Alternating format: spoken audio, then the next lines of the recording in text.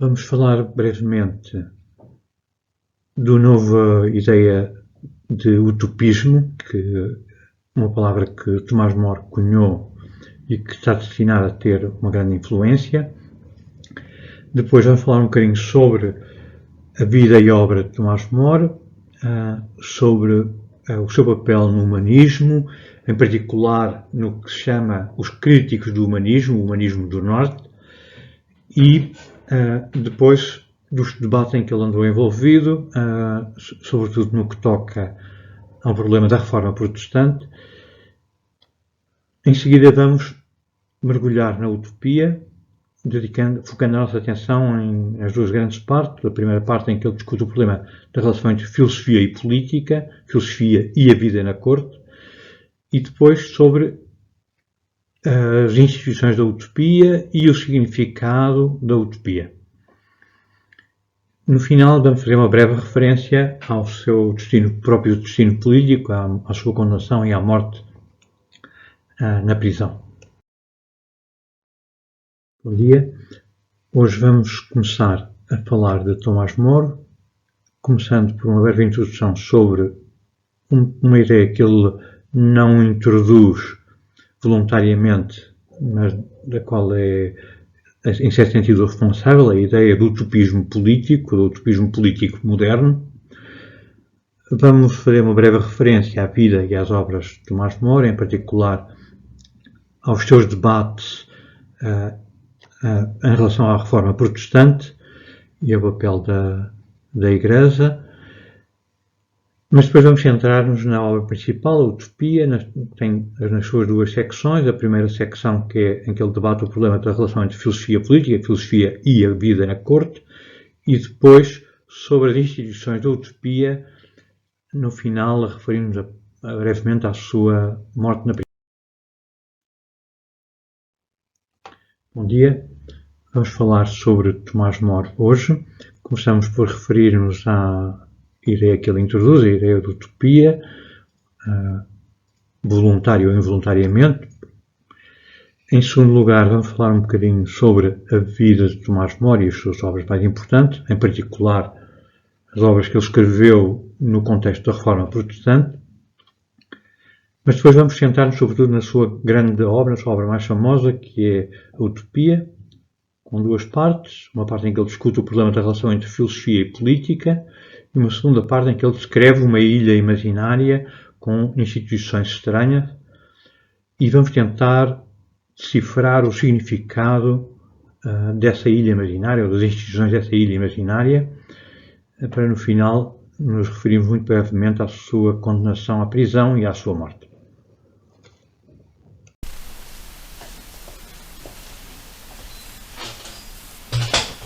Hoje vamos falar de Tomás More.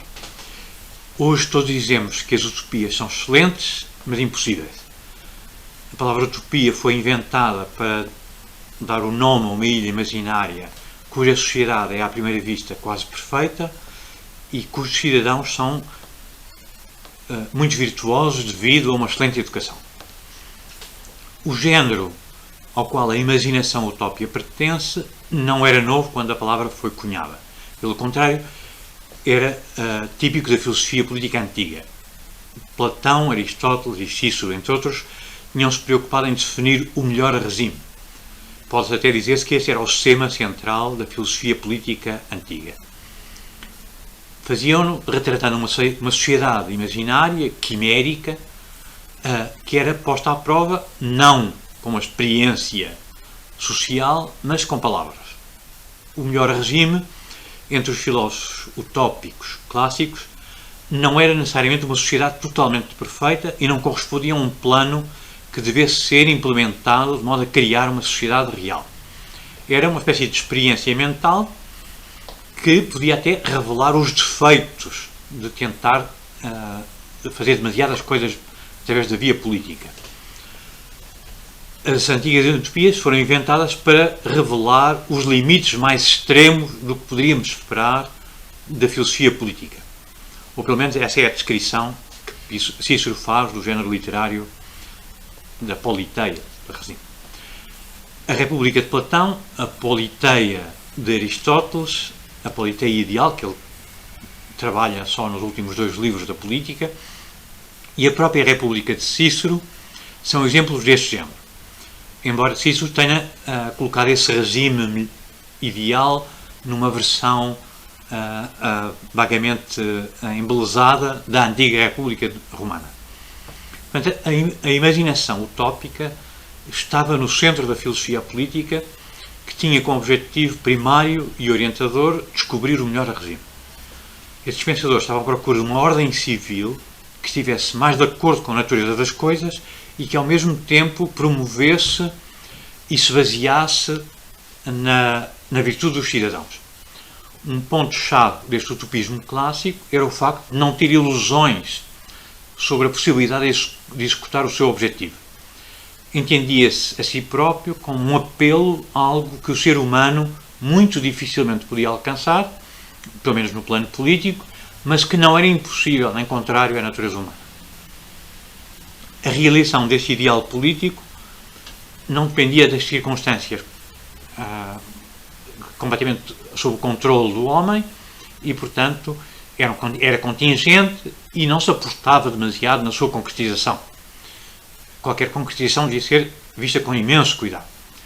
Mas, na medida em que se tratava de um ideal político elevado, merecia ser procurado por todos os seres humanos que fossem virtuosos ou que aspirassem à perfeição e ser objeto de debate, de reflexão. Esse apelo exigia, esse apelo ao ideal, a um regime segundo as preces, exigia moderar a confiança nos detalhes de qualquer projeto político concreto, porque nenhuma das atividades ou das instituições propostas para a cidade pode estar isenta de perfeição. Podemos dizer assim que a antiga utopia, as antigas utopias de Platão, Aristóteles, Cícero e fora, curvavam-se à terra, à justiça vulgar, às instituições que existiam, que se encontram nas cidades reais e por isso são imperfeitamente justas e às vezes até brutalmente injustas. Por isso a justiça legal, a justiça convencional, precisava de ser corrigida por considerações de equidade ou de compaixão e esse era o papel destes sonhos, era chamar a atenção para a necessidade de corrigir na prática as convenções, os regimes existentes, em função desses regimes segundo as preces. Dada a impossibilidade prática de realizar qualquer tipo de utopia, a filosofia recorria tradicionalmente a dar conselhos, fazia exortações, sermões tocantes. O objetivo era mover os governantes a completar a dura justiça convencional, a justiça legal, com misericórdia, como é manifesto no género literário que vigora, ou que é popular ao longo de toda a Idade Média, do Espelho dos Príncipes. À luz disso, percebe-se em que medida o pensamento utópico antigo estava em conflito com o novo e nada róseo Espelho do Príncipe que Maquiavel tinha vindo propor. Visto que esse género tinha proliferado na Antiguidade e na Idade Média, não podemos ficar surpreendidos quando alguém com a sensibilidade prática de um Maquiavel fosse sentado a ridicularizar e a atacar sem piedade esta antiga forma de utopismo como uma obra de sonhadores inúteis que nunca deu origem a nada concreto. Portanto, a mudança catalisada pelos escritos de Maquiavel foi tão radical que transfigurou o utopismo. Os pensadores políticos posteriores deixaram de ser sonhadores e passaram a ter a intenção de projetar sociedades perfeitas que pudessem ser implementadas. Daí em diante, para ser realista, nenhuma organização política deve ser concebida confiando que todos os homens sejam virtuosos sob pena de gerar apenas cidades no céu. As novas cidades não devem exigir homens virtuosos, pois são cidades na terra. A velha filosofia política foi assim descartada em nome da realidade política e o palco já estava preparado para alguma coisa nova. Essa coisa nova, esse algo novo, chegou-nos pela mão de um humanista chamado Tomás More. Ele fez muito mais do que cunhar a nova palavra utopia, usada como título para o seu livro mais importante.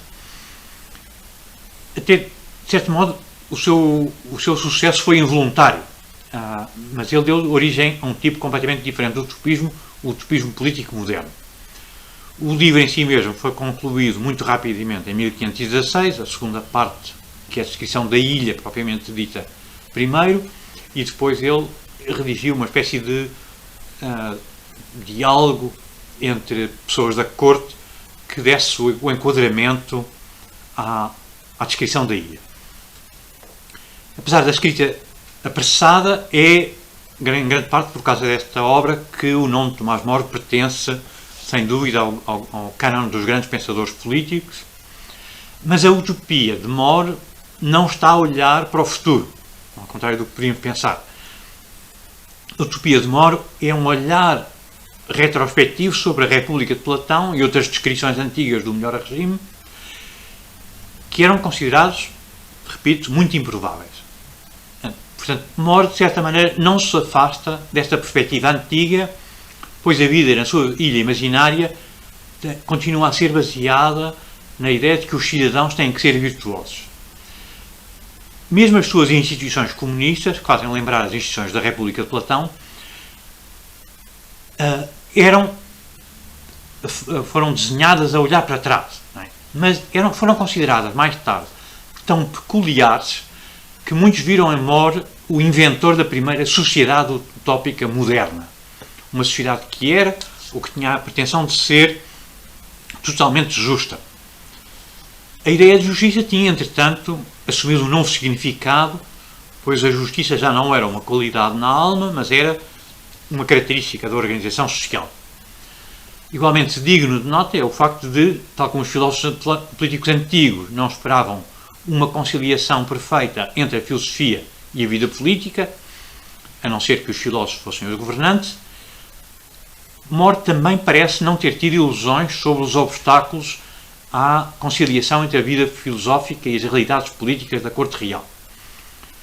Obviamente, More está a escrever num contexto diferente, o contexto das nações modernas, e, portanto, o seu conhecimento das engrenagens políticas é muito diferente do conhecimento prático de Platão ou de Aristóteles, e é fácil de perceber como as instituições de que ele está a falar deram origem gradualmente ao moderno utopismo do engenheiro social que quer implementar sociedades perfeitas.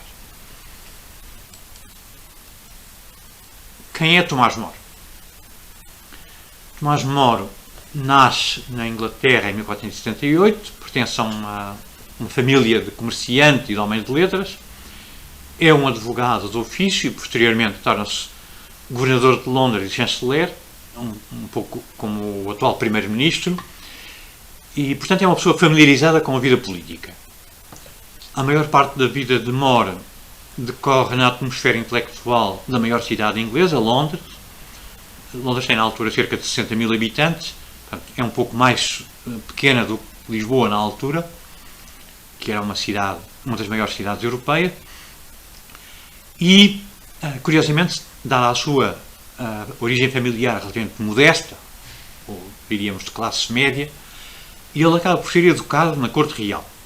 De facto, por volta de 1490, é colocado como pajem no cardeal John Morton, que é na altura já arcebispo de Cantuária e que virá a ser o futuro Lord Chanceler, o primeiro-ministro da Inglaterra. More ganha rapidamente grande reputação como humanista, é um amigo íntimo de Erasmo de Roterdão, provavelmente a figura mais célebre do humanismo do Norte, do Renascimento do Norte, e mantém com Erasmo uma amizade contínua ao longo de mais de 30 anos. More começa por escrever os primeiros poemas ingleses em cerca de 1496, portanto tem 16 anos, e continua a escrever até 1504. Escreve um livro sobre a vida de Pico della Mirandola, um renascentista italiano, intitulado A Vida de John Picus, que é publicado em 1510, E entre 1515 e 1518 está a compor a história do rei Ricardo III, que nunca foi publicada em vida. É a história de um tirano, de um rei tirânico. Não sei se não foi publicado porque era uma ideia perigosa. Sugeria que os reis podiam ser tiranos. E tem uma imensa influência posterior. A peça Ricardo III de Shakespeare é claramente inspirada na obra de Tomás More, e não só esta, mas outras obras políticas de Shakespeare têm a mesma inspiração, correspondem à mesma visão da política. Mantém uma enorme correspondência em inglês e em latim. Mais interessante é talvez com Erasmo. Erasmo, em compensação, responde-lhe sempre e está várias vezes em casa dele e dedica-lhe até o livro mais famoso dele, que é o Elogio da Loucura, uma espécie de troça da sociedade do seu tempo, incluindo a Igreja, e que é publicado em latim sob o título Encomium Moriae, quer dizer, o Elogio de More. É um jogo de palavras com o nome do próprio Tomás More. Em 1518, Tomás More começa a interessar-se pelo humanismo e escreve, até 1520, 3 cartas muito importantes a explicar o que é o humanismo e porque é que o humanismo é fundamental. O humanismo é a recuperação da antiga sabedoria clássica. Mas a partir de 1523 envolve-se na controvérsia relativa à reforma luterana, que surge entretanto em Colónia e se espalha rapidamente, espalha-se como fogo pela Alemanha, dá origem a intensas guerras civis, e escreve em latim, em 1523, uma resposta a Lutero, e depois, em 1526, uma carta a Bugenhagen, um luterano, e não para de escrever. Em 1529, imprime a primeira edição do seu diálogo sobre as heresias, em que dialoga um herege, uma pessoa que é ortodoxa em relação à fé católica. É reimpresso e, por fim, a Súplica das Almas, em 1529, e mesmo já na prisão escreve uma série de cartas intitulada Refutação das Respostas de Tyndale, que são também sobre o problema da reforma luterana. Depois de condenado pelo rei, condenado à morte, preso primeiro, depois condenado à morte, escreve uma série de livros devocionais e também um texto em que justifica a sua tomada de posição. Esse é intitulado A Defesa da Sua Vida, Apologia Vitae Suae, e o seu genro, reconvertido do luteranismo à fé católica, escreve a sua primeira biografia, que é praticamente autobiográfica, e ele é de facto hoje um santo da Igreja Católica, um mártir. Para isso, como os políticos, só teve que fazer uma coisa, que é perder a cabeça, que foi cortada do carrasco.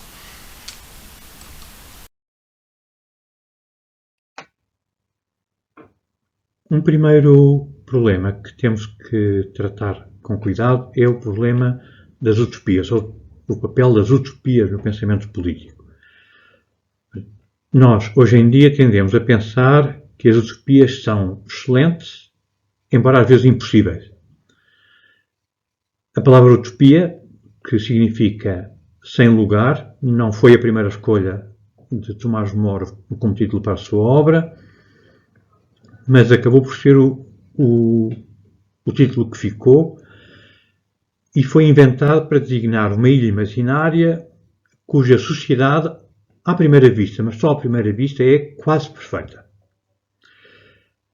Tem um defeito, aparentemente, que é não conhece ainda o cristianismo ou acaba de contactar com o cristianismo. Os cidadãos da utopia são, no entanto, muito virtuosos. Ora, antes de Tomás More, esta maneira de escrever sobre a política já existia. O género que podemos designar como a imaginação utópica não era novo, pelo contrário, estava no centro, no próprio coração da antiga filosofia política. Por exemplo, Platão, Aristóteles e Cícero, todos eles descreveram o que seria o melhor regime. Esse melhor regime não era uma sociedade perfeita, não era um plano político a executar, mas era pelo contrário, uma espécie de teste ao que podia ser conseguido em política. Portanto, o utopismo clássico não tinha nenhumas ilusões sobre a sua a possibilidade de concretização. Pelo contrário, era uma espécie de apelo a algo que estava provavelmente para além do alcance humano, mas que não era em si próprio contrário à natureza humana, não precisava de um homem novo. O que acontece é que a sua concretização estava dependente de circunstâncias contingentes. Ou tinha já existido no passado, numa república romana ideal, ou dependia dos filósofos serem reis, ou era uma sociedade a conceber, dependendo da educação, como sugere Aristóteles.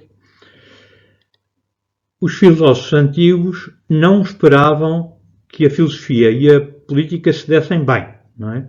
A não ser que os filósofos fossem os reis, coisa que nem sempre era desejável, como Platão mostrou. O próprio More não tem esta mesma ilusão sobre os obstáculos que lhe vão aparecer pelo caminho. Ele é um político a levar uma vida filosófica, nem a possibilidade de conciliar a filosofia e a realidade da vida na corte.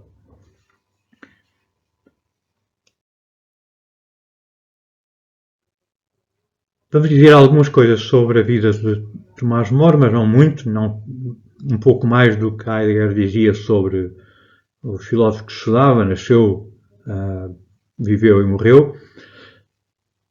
Mas é porque o contexto em que Tomás More viveu nos ajuda a perceber um bocadinho as ideias que defendeu e também as posições políticas que tomou. Tomás More nasceu numa família de mercadores ou de advogados, portanto, o que nós hoje diríamos uma classe média, uma pequena burguesia. De profissão, ele torna-se solicitador, ou uma espécie de advogado, acaba por se tornar surpreendentemente, devido às suas origens relativamente modestas, o governador de Londres, e depois é nomeado pelo rei como chanceler, equivalente a primeiro-ministro. Era um humanista conhecido, era um letrado, uma pessoa que esperava que pela persuasão, pelo estudo da retórica, pela leitura dos clássicos, fosse possível reformar a cultura do seu tempo. Forma uma amizade muito firme, dura a vida toda com Erasmo de Roterdão. Erasmo de Roterdão compõe a sua obra mais famosa, que é o Elogio da Loucura, com uma espécie de jogo de palavras que significa elogio de Moro, e ele próprio, na sua juventude, se dedica a compor poemas em inglês, a escrever um livro sobre Piccolo della Mirandola, onde a vida de John Picus, que é publicado em 1510. Piccolo della Mirandola é o homem que fala da dignidade humana. Entre 1513 e 1518 escreve uma peça de teatro chamada Ricardo III. Esta peça tem imensa influência, inclusive em Shakespeare. É um retrato algo negro sobre a tendência que a monarquia tem em tornar-se tirânica. Uns anos depois de começar a escrever a obra, mas antes de a terminar, escreve a Utopia, muito rapidamente, em 1516, quando está na Holanda. Leva muito mais tempo a escrever a primeira parte, o que é atualmente o livro 1, que é posterior no tempo. Mantém uma longa correspondência, tanto em inglês como em latim, que é a língua europeia, digamos assim, do tempo, a língua culta. Uma parte muito interessante desta correspondência é a correspondência com Erasmo. Em 1518, Tomás More defende a sua visão do humanismo em cartas que escreve a 3 diferentes destinatários, Oxford, Monk e Brixius. em que apresenta o ideal do que é um letrado, do que é um verdadeiro humanista, criticando a ideia do humanismo que vinga na altura no sul da Europa, na Itália do Norte, em Florença, e a partir de 1523 acaba por ver-se envolvido num conjunto de correspondência, de escritos controversos, de polémicas, devido à reforma luterana que começa a tomar uma natureza violenta, em particular no sul da Alemanha, onde Lutero escreve a famosa carta aos príncipes alemães e diz-lhes que se eles querem recuperar o cristianismo primitivo, têm o direito de retirar os bens da Igreja e de se apropriar das propriedades da Igreja e que os súditos devem seguir a religião do príncipe. Ele escreve em 1523 uma resposta a Lutero, em 1526 uma outra carta a quem defende Lutero e em 1529 a obra mais interessante, talvez, que é um diálogo sobre as heresias e a suplicação das almas.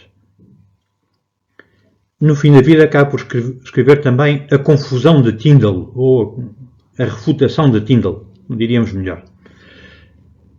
Acaba por ser condenado pelo rei e no fim da vida escreve livros piedosos enquanto está já na prisão, por uma posição muito firme na vida política, recusar-se a abdicar dos seus princípios, e explica esta posição firme que toma num pequeno opúsculo chamado Apologia Vitae Suae, em que ele defende o sentido da sua vida.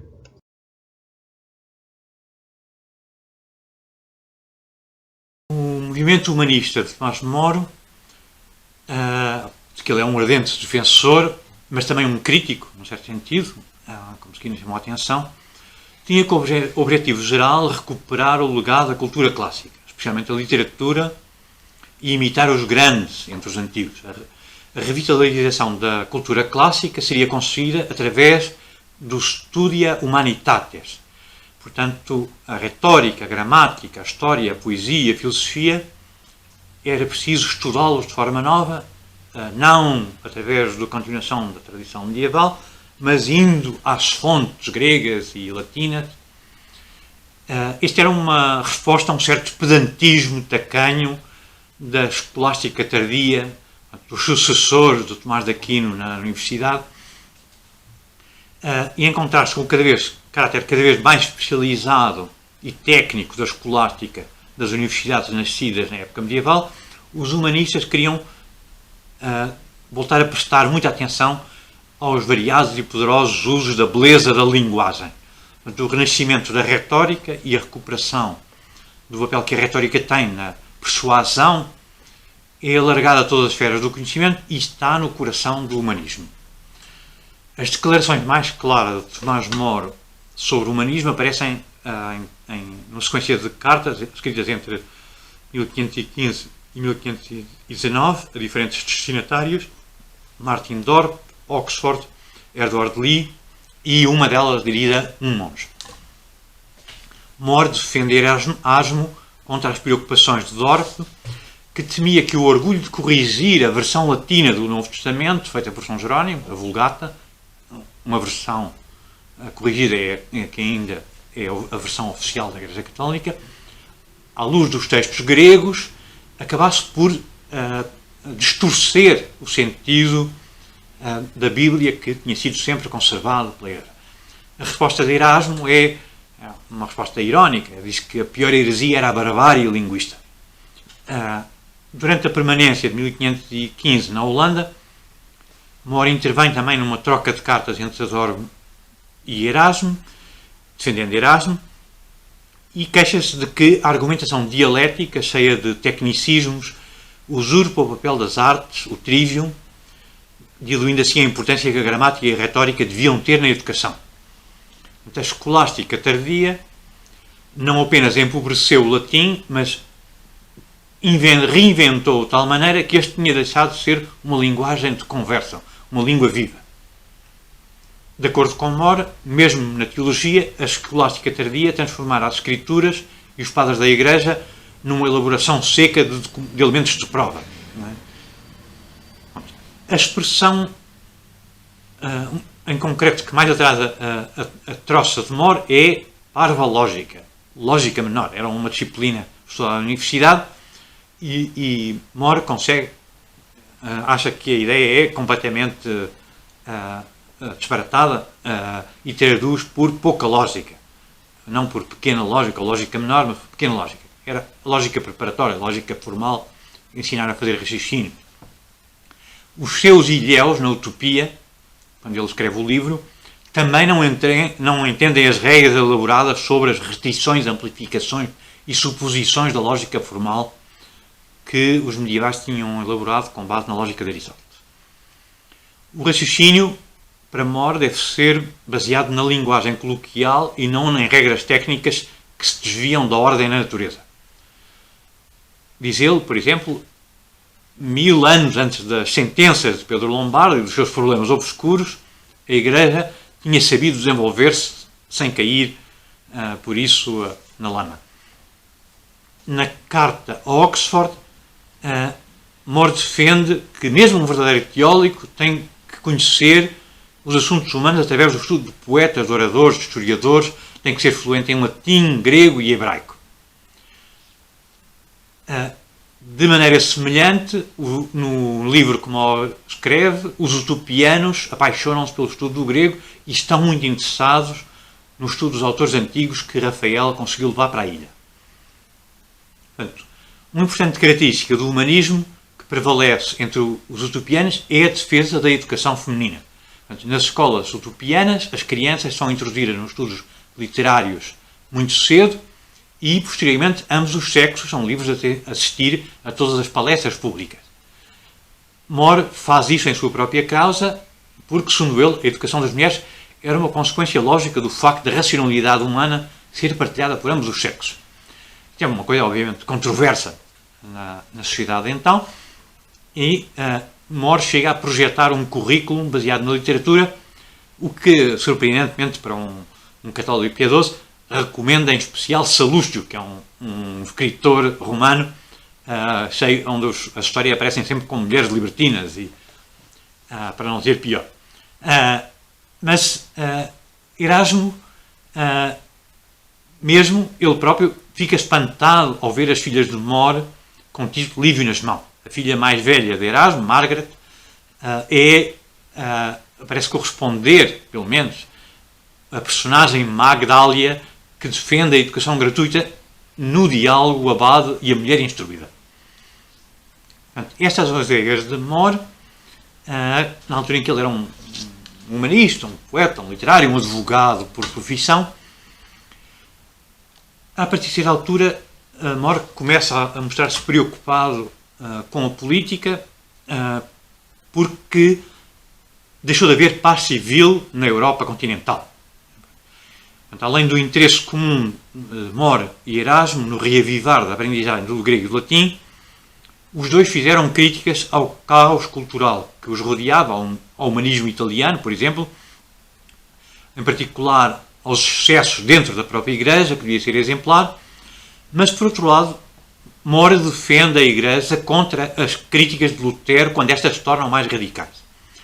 Na esfera prática, como governador de Londres e mais tarde como chanceler, como primeiro-ministro, tentou mesmo evitar a difusão da reforma liturana em Inglaterra, chegando a condenar como hereges aqueles que desobedeciam às leis do país, às leis do reino, para as quais era um crime a heresia, e na esfera teórica assumiu uma espécie de defesa sábia, serena da fé católica, da ortodoxia católica. Numa carta a Erasmus em 1533 sobre os hereges, More declara que a minha experiência desses homens faz-me temer que o mundo vai sofrer muito às suas mãos. Não é? De facto, Lutero criticou impiedosamente um livro de Henrique VIII, que alguns dizem que foi escrito sob a influência do próprio More, ou até pelo próprio More, e More entra em defesa do rei e escreve contra Lutero. Em 1528, Tunstall, que é um dos personagens da Utopia, convence More a responder em vernáculo, portanto não em verso nem em latim, em língua corrente, aos livros eróticos que chegam do continente. Quando se escreve em latim, More em geral é muito menos cuidadoso do que quando escreve em inglês. Quer dizer, presume que as pessoas que o vão ler são leitores cultos e sofisticados. Quando escreve em vernáculo, exprime o seu receio de que as pessoas vão ser expostas a ideias contraditórias e vão acabar confusas. E num dos esforços para afastar a confusão, More proclama que os ensinamentos de Lutero sobre a justificação só pela fé e sem obras acabam por ser uma licença para todo o género de condutas imorais. Por outro lado, ele tenta sempre ser um interlocutor e ouvir as preocupações dos seus opositores. No seu diálogo sobre as heresias, defende a tradução da Bíblia para inglês, que não é uma coisa ainda pacífica na altura, mas na condição de a tradução e da circulação fossem supervisionadas pela Igreja. Fossem confiadas a homens cultos que fossem ao mesmo tempo honestos, tristes e virtuosos, diz ele. E, por fim, que a tradução fosse usada para devoção e não para polémicas políticas. Portanto, não espanta que o seu escrito de polémica mais bem conseguido seja o diálogo sobre as heresias. Não é uma resposta direta à heresia, mas é um diálogo filosófico. No seu trabalho é um jovem mensageiro, o representante dos leitores não instruídos das Escrituras, cuja sinceridade nunca é posta em dúvida, mas que está muito confundido. A personagem fictícia, que tem o nome do próprio More, vence o debate, mas a obra está centrada nas condições para tornar este diálogo frutífero. Porque não é com argumentos só que ele vai conseguir convencer o tal jovem mensageiro. Bom, o seu pessimismo quanto à difusão das traduções da escritura em inglês compreende-se melhor ao ler a refutação das respostas de Tyndall. Neste texto, ele sublinha que mesmo o grande filósofo Platão se absteve de debater sobre as leis no seu conselho noturno, excepto com um grupo de restrito de pessoas com a educação apropriada. Mas ele está a ser sincero quando diz que mais facilmente queimaria as traduções das suas obras para inglês, que tanto lhe tinham gostado a fazer, do que provocar a confusão nas pessoas, lançar o conflito, a guerra cultural nas pessoas. E Erasmo exprime a mesma preocupação, escreve as suas obras em latim, o que evita que tivesse um efeito prejudicial. Isto não o impede de escrever apologética. Não é? Ainda que a ideia que Lutero tem da Igreja seja, como ele diz, uma mistura de pecado com uma ideia platónica, matemática, e a Igreja Católica seja sempre uma mistura de santos e de pecadores, More acha que a ideia da Igreja como esta mistura é uma ideia evangélica. Diz que o próprio Cristo falou da mistura de trigo e de joio, que não devem ser separados a não ser no fim. Que só Deus lê o coração dos homens. A maioria dos seus escritos nesta controvérsia são cartas ou diálogos ao estilo platónico, mas há um trabalho que não se insere diretamente nesta controvérsia com Lutero, mas que faz parte certamente das grandes controvérsias culturais da época. É uma crítica social, é intitulada A Utopia e tem a forma de uma narrativa. Tem duas grandes partes, uma parte que é sobre a filosofia e a corte real e uma segunda parte que é a descrição da ilha da Utopia. Vimos no filme Um Homem para a Eternidade, A Man for All Seasons, a firmeza com que More enfrentou o decreto que ele considerava tirânico do rei, a maneira como em tribunal confronta os seus acusadores, mas não é pelo seu papel político que ele é conhecido, não é pelo papel político que nós estamos a estudá-lo, é sobretudo por ter escrito uma obra muito pequena, relativamente pequena, que é a utopia. Apesar da tendência posterior para ler a utopia como uma espécie de ideal político, como um plano político para a Inglaterra do seu tempo, de facto aí a utopia tem duas dimensões diferentes, segundo os capítulos do livro, mas num deles parece ter mais ou menos o mesmo tamanho que a Inglaterra, embora uma população muitíssimo grande para o território. Mas a verdade é que a utopia de More parece ser, ou deve provavelmente ser lida como uma experiência mental ou um exercício espiritual em que todos os personagens, não apenas o Tomás Moro, mas o Rafael e os outros, falam ou exprimem pontos de vista que Tomás Moro considera importantes. Portanto, há aqui um problema da relação entre a imaginação e a experiência prática, porque no livro aparecem tantas figuras reais, Tomás Moro, Tunstall, a própria embaixada dos Habsburgos, com Peter Gillis. Na altura não havia ainda embaixadas permanentes, temos que esperar 100 anos até haver a primeira embaixada fixa num país estrangeiro, mas há o costume de enviar embaixadores e Tomás Moro é enviado para a Holanda para fazer um acordo. É nesta altura que aparece um personagem imaginário, o Rafael Hitloideu. O nome Hitloideu significa aquele que diz o disparate, o que diz o que não tem sentido, o absurdo. Rafael é uma palavra hebraica que significa o enviado, portanto dá a ideia que é o enviado que diz disparate. Todas as palavras, todos os nomes de cargos, etc., dentro da utopia têm nomes cómicos.